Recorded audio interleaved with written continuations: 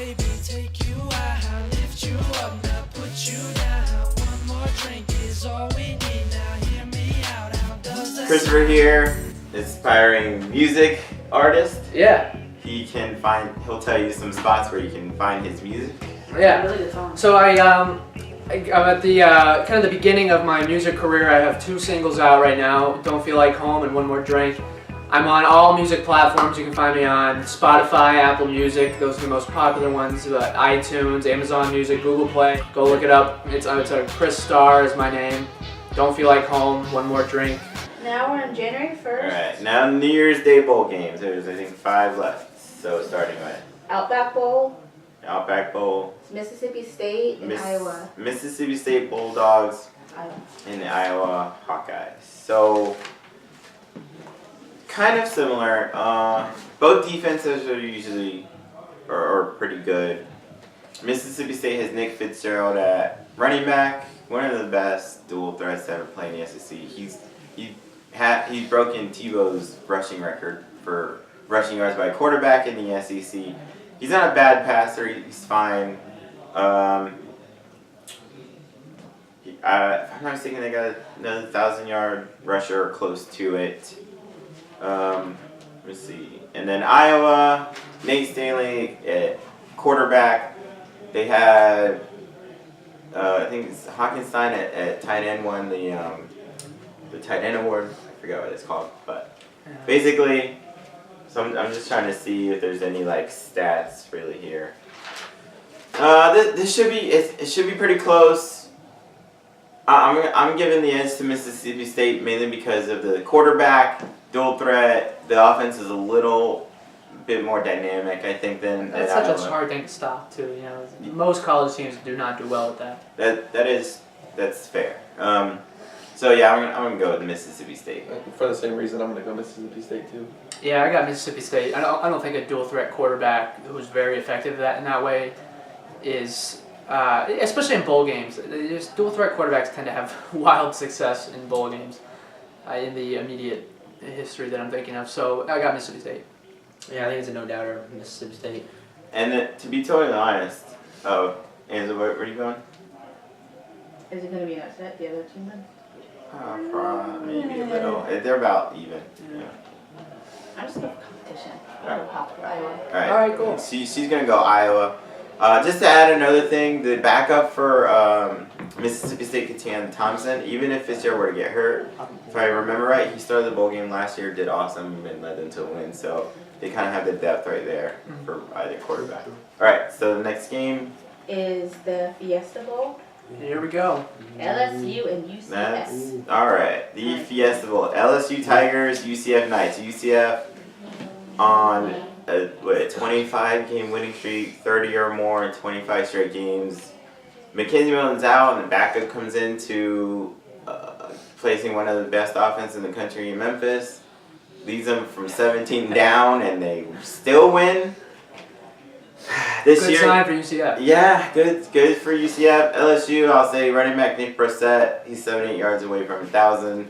Joe Burrow's their quarterback for LSU. He's had an okay year, kind of not a whole lot, not very flashy. It was a transfer from Ohio State.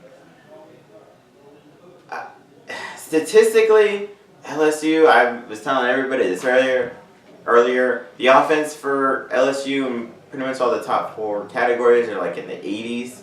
And their scoring is like 45, but that's with a 72-point game in there. If you kind of take half of that, they drop to the 60s. LSU is usually known for their defense, and they are 19th in scoring defense. UCF is actually 21st in scoring defense, so basically top 20 defenses. But the rest of LSU's defense is pretty low, especially for their standards, in the 30s, 40s, 50s kind of thing. The best offenses they face this year, especially rushing offenses, 3 of them have gone over 200 rushing yards, and the best one they played so far was number 12 in rushing offense in Georgia. UCF is number 6 in rushing. They're like a top 7 scoring, top 7 total offense. It's by far the best offensive team LSU will have faced all year, and even including Alabama, like most statistically. Now, Alabama is a little bit higher in scoring offense, but it's like, minuscule. Plus, the cornerback for LSU, Greedy Williams, one of the best in the country, skipping the bowl game. UCF already has clearly good offense, one of the better receiving cores in the country. Greg McRae, the running back, 1,000-yard rusher. Adrian Killens, one of the fastest people in America, period. Mm-hmm. Like, he's an Olympic. Making an Olympic run. He's an Olympic style UCF. for UCF. Yeah. Statistically speaking, there's no reason LSU should win. Just a big name. A lot of people are nervous about that. It's big name. I mean, yeah, sure they Which could bite UCF in the butt. They got to look at it as just another football team. They cannot get cocky. Well, I don't know if they'd get cocky, but I think they go in thinking they have to do too much because it's LSU yeah. rather than just They'll playing let their the game. nerves If they out. play their game, And to be honest, So they can't get too cocky, but they can't let their nerves get to them either. yeah, the Right. pressure they gotta. And so far, Josh Heupel, he's first year head coach. He's done a freaking amazing yeah, job. he seems to be a player's coach. Yeah, he knows how to push the right buttons. He's one of the best in-game adjusters I've ever seen. And This was what I was worried about when Frost left. Was Frost had them all so bought in. Everybody was playing for him. He was coaching for them. And it doesn't seem like they've skipped a beat with Heupel coming back in. It's really amazing. You don't see that often where you don't skip a beat with a head coach change. That's a big deal. For sure. Like, he was nominated for Coach of the Year. He didn't win it, but he deserved at least clearly the nomination. He deserved the nomination, absolutely. And look, the pressure's off UCF. The pressure was on against Auburn last year. We talked to your brother about this. In my opinion, they've proved they belong and they're a good team. The only thing they can't allow is a blowout this game, a blowout loss. If anything, LSU might have the pressure. I think LSU has the pressure. Not only, I mean, even though UCF, they've gained respect, but there's still some people that don't quite. If LSU loses, some people will still be like, how could you lose to UCF? Which is not fair, but it happens. It's a reality. Yeah. And let's be real, UCF beat an SEC team last year. Mm-hmm. If they beat an SEC team this year, the SEC might be like, Bad look for the SEC. yeah, like, I mean, everybody at UCF keeps saying they want Bama. It's like, well, you beat the next two best teams. Like, maybe Bama is next. I won't go down this rabbit hole, but I wish they had a shot at Bama last year and this year. I wish there was more teams in the playoffs. And I don't know if you mentioned this, because a couple of things you were saying, I wasn't sure what you were saying. Go But, like, does it help, like, past a couple times they were down, like, the defense coach, like, That's part of the Yeah. in-game adjustments. The Okay. games they've been down this year, especially their defensive coordinator Randy Shannon has, like, against Memphis both games they'd allowed 30 and 38 points in the first half of each, allowed 0 in the next half of one, and only 3 in the next half of the other. And they've done that multiple times. Against Temple, they allowed like 31 in the first half, 9 the rest of the game. Their offense has usually been consistently good overall. Defense, the defense is better than people actually think. Oddly enough, last year's defense for UCF, and most of the stats, whatever. Most of the stats last year they were a little bit better than this year, except the scoring. And last year they were like 52nd scoring defense. This year they dropped, like I said, up to like 21st. Jumped up to 21st, and most people don't realize that. Like, their defense is good. They just got athletes everywhere. They do. It's part of the Florida thing, part of their coaching thing. Right. All that being said, Let's pick. the picks. I'm going to go UCF here. Yeah, me too. I got the Knights. The pressure's off. I see them taking it to them. Yeah, I'm gonna go with UCF. I think they're gonna play with a lot more heart than LSU, and That's Go UCF. I went there, so. fair. I love that too. And of course we got to mention, they're also playing for McKenzie Milton. Yeah, that's a big driver. Yeah. I mean, Daryl Mack's done really well, especially against Memphis. Had a freaking awesome game. Hell, against Memphis, Daryl Mack, he had more passing yards in that game than Milton has in any game this season. Mm-hmm. So, there you go. UCF. All right, next to the other ones. VRBO, Citrus Bowl, Citrus Bowl. All right, who's that? Kentucky Wildcats, and Penn State Nittany Lions. All right, Kentucky Wildcats and Penn State. All right, you got Kentucky, actually one of the best defenses in the country. Defensive end Josh Allen won some. Yeah, he's great. I think like 14 sacks or something this year. Who is? Josh Allen for Kentucky. He won some of the defensive awards. I think multiple, so I'm not sure specifics. Then their quarterback, he's a freshman here. He started badly beginning of the season, got done really well. Benny Snell Jr. is really good running back, but he's kind of all they have, like on offense, really. Then you got Penn State over there. Tracy McSorley, one of the best to ever play in Big Ten history. Miles Sanders, they kind of just plug in another running back, 1,000-yard rusher. Honestly, I'm just gonna make my pick unless you got any breakdowns. Anybody? Not really. I'm gonna go Penn State here. I mean Penn State, Kentucky's defense I think is better than Penn State's, but Penn State's defense isn't terrible, but their offense is better. And really, Kentucky's kind of a one-man show if they can stop someone else. You know, building off that a little bit of a breakdown, Penn State proved a lot to me. I think it was the Ohio State game. Ohio State won that game, but if you're talking about a good loss, that was a great loss with Penn State. I thought that was I think Ohio State's a better team than Penn State, and Penn State really, granted they were at home that game, so they had the home field advantage, they had a big whiteout, and it was a really cool game to watch. But they played so well, so hard. They proved a lot to me that game. I got Penn State winning this one. I'm also going Penn State. I'm going with Penn State. Angela, here you go. I'm just gonna go against you guys. All right. So you're gonna go Kentucky. Yeah, we can't have too many 5-0s. Yeah. Too many what? 5-0. Oh. Picks. All right, who's next? Last one, right? Two more. Two more? Okay, the Rose Bowl, Oh, Washington Huskies, and Ohio State. All right, Washington Huskies, nice segue there. Ohio State Buckeyes. We got Ohio State, Dwayne Haskins, another Heisman finalist.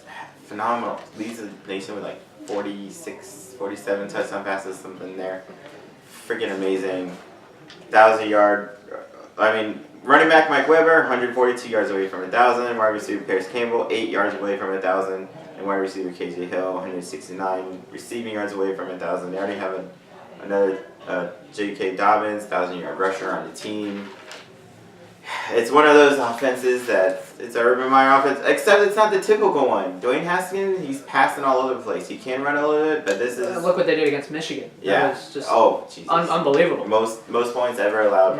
Who? Not in Ohio State. Not only most points Ohio State's ever scored against Michigan, most points Michigan has ever allowed, period. I mean, that's in a on game. football, and that's a Harbaugh coach team. That's pure dominance from Ohio State. It kind of says a lot about Michigan too. Their kind of dominance for since they existed, but then the offense of Ohio State.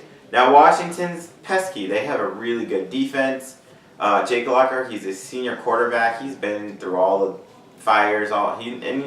Statistically, the last couple years hasn't been as high compared to like 3 years ago when he had like 40 something touchdown. But he very well could do it. Myles Gaskin, 1,000-yard. He 1,000-yard seasons at running back for Washington. If I'm not mistaken, they've never been number 4. And Washington weren't in the Pac-12 either.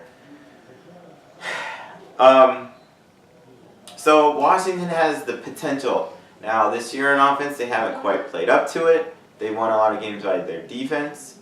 Chris Peterson knows. Both coaches these are like Hall of Fame coaches basically. But I'm gonna go Ohio State here in the end.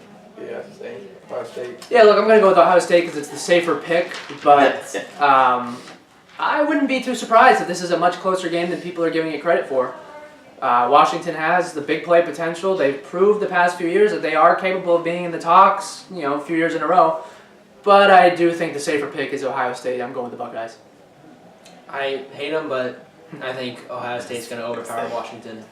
What do you think, Angela? You guys are wimps. She's going. Hey. To tease you guys. I'm going with Washington. I'm going Yeah. with competition. That's fair. So the last bowl game of the season, and whenever we ever figure out who the national title game is, we'll do that.